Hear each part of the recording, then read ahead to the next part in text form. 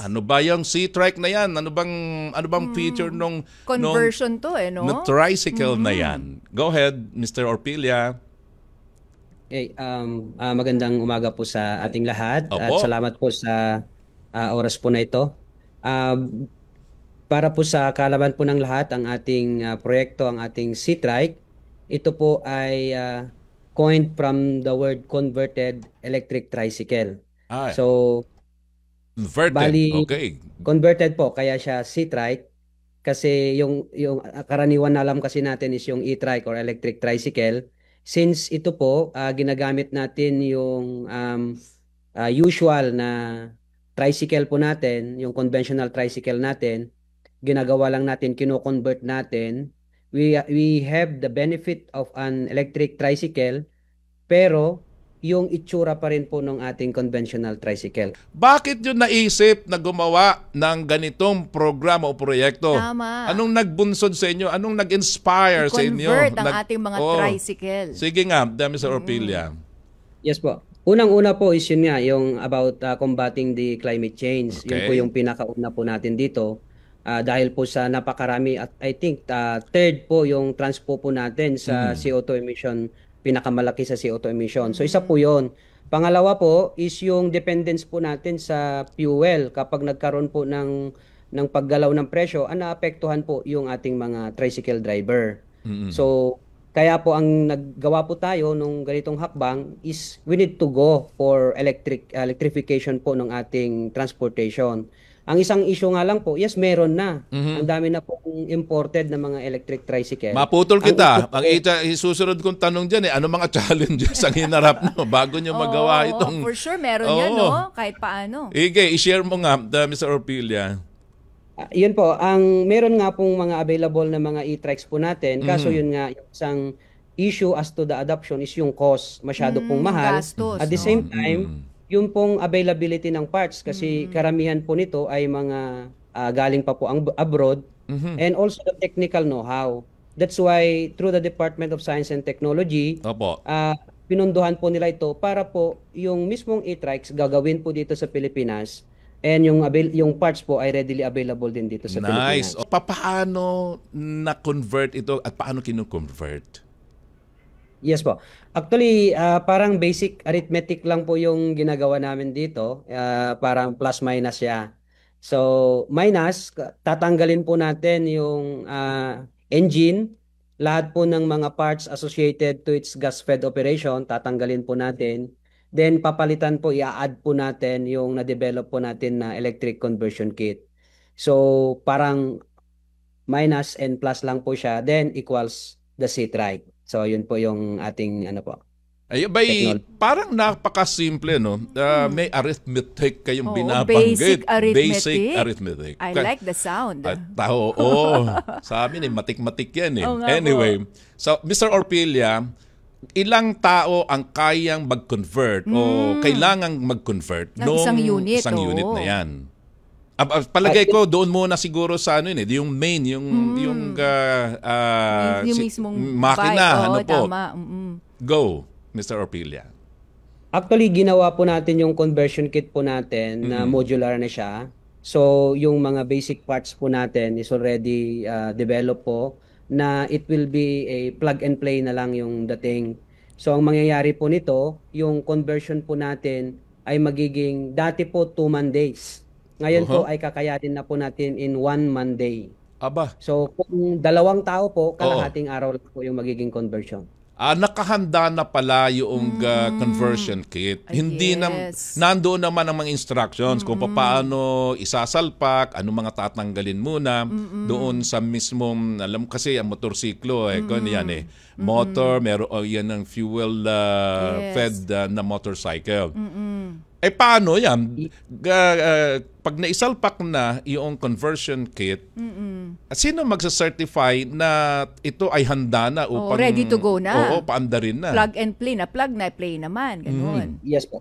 Actually, ito pong proyekto po natin, nag-undergo po ng rigorous research para ma-ensure po natin na yung conversion kit po natin ay akma po dun sa lugar kung saan po dadalhin yung technology.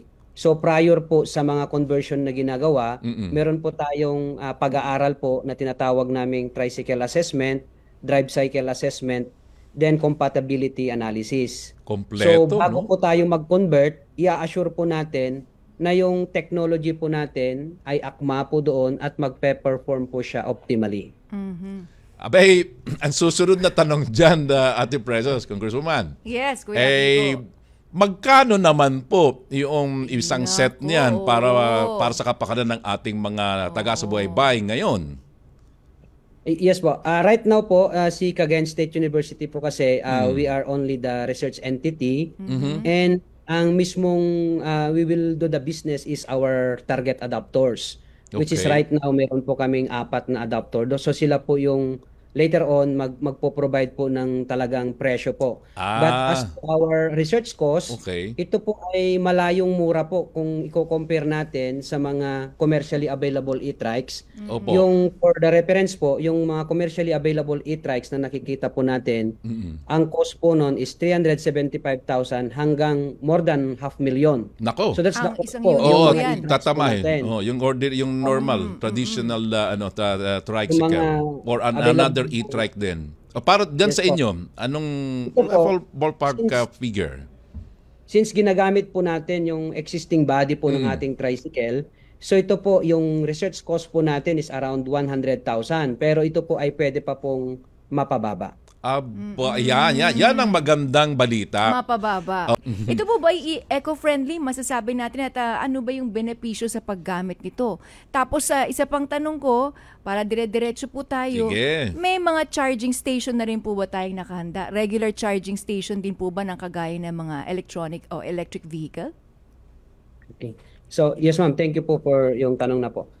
Ito po ay very eco-friendly po siya dahil katulad po ng mga regular na e-trike na nakikita natin, hindi na po ito nag-e-emit po ng usok. Wala na po talagang Wala usok. na. So, Oo naman. electric na po siya, fully electric na po siya.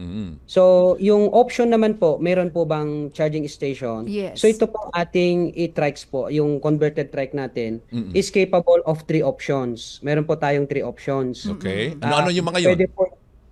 Pwede po ito yung slow charge. Ito po yung usual na mga outlet natin sa mga bahay. Pwede po nating isaksak po doon. No, And kung ordinary meron po lang tayo- na convenience outlet lang. So, naputol ko kayo, Mr. Orpilia. So, kung ordinary na electric outlet na 220, pwede. Yes po, pwede po doon. Okay. Pangalawa, Then, pangalawa po, pwede po yung fast charge. Meron po din pong meron po kaming partner from the University of the Philippines. Meron silang deployed na fast charge. Then itong project na din po natin na ito ay compatible din po siya sa fast charge kung meron pong fast charge na na-install sa lugar po natin. Then yung panghuli po, pangatlo, oo. yun po yung tinatawag nating battery swap. So yung ating okay. seat bike, capable po siya ng battery swapping. So ang kagandahan po ng battery swapping, yun po yung pinakamabilis. Kung na-deplete po yung battery natin, pwede po natin agad ipalit sa mga swapping station. marami pa lang at Mga option. maraming options at maraming opportunities. Libre ho ba yung pag-charge? Pag Wow, nakicharge? nakarelate. Ate Press, go. Oo, libre nga ba? Magiging Opo, may libre mga nga ba? libre po ba tayong charging station dyan? Kasi kung magcha-charge sa bahay nila, baka medyo tumaas ang kuryente, di ba? Oo. Ang billing ng kuryente. Ito po yung as per our study, ito po yung isang kagandahan ng ating e-trikes or C-trike in comparison po yung nagpapagas po tayo. Ang aming pong calculation, yung mileage efficiency po nito is 88 centavos per kilometer. In comparison sa ating mga 4-stroke is around 2.36 peso per kilometer. Malaking And depression. 2-stroke po natin is around 3.5 peso per kilometer. So, kung titignan po natin, yung isang daan, usually yun po yung isang araw na Opo. takbo ng mga tricycle natin. Opo. 88 pesos lang po yung ating C-trike. Yung pong de gasolina, nasa 200 plus o 300 plus po. So, mas tipid po yung ating May 12 C-trike. peso. Ilang oras naman na magiging operations niyan sa inyong pag-aaral? At gaano katagal din o kalayo yung kaya ng Yan po. Yan. Yung atin pong layo po, yung ating tinitignan po dito, yung atin pong design is capable of 60 to 80 kilometers. Yung isang charge po niya. So parang na-design po siya, capable po sa isang araw. Ano ang capability sa speed, Mr. Orpilla? Actually, ito pong ating design po is Opo. programmable po siya.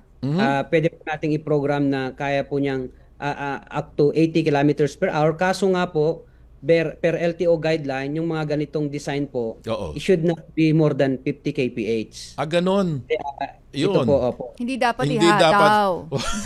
Talagang sa hindi naman dapat Hindi humataw naman ang dapat pero yung tricycle. iba talagang panghataw. Alam nyo Oo, na yun. diba? Kung naman ito ay one, mobility, ang purpose niya. Number two, para sa cargo ng mga magsasaka Oo, na yes. dadalhin ng kanilang mga produkto sa Pasahero, diba? market at saka yung kasabay ng pasahero, Correct. okay siya. Mr. Orpilla, maraming salamat po. I'm sure maraming magtatatawag sa inyo dyan. Paano Oo. kayo makukontak? Saan nga ba ang mismong campus ng Cagayan State Yes. University na kung saan kayo naroon nakausap namin? Mr. Orpilla? Dito po sa Carig Campus po, Cagayan Carig. State University, Carig Carig, okay. Campus. Alright. Sige, hanapin nyo na lang si Mr. Michael Orpilla. Orpilla. Kayo Campus Research Coordinator, pero I'm sure meron pa kayong iba. Are you an engineer, Mr. Orpilla? Yes po, Oo. electrical engineer po. Di na dadagdagan natin yung pangalan niya ngayon. Yes. Engineer Michael Orpilla. Salamat po. Thank Diyos ti you Agina. po. Diyos ti Mabuhay Agina. po kayo. Alright. Si Mr. Engineer Michael Orpilla.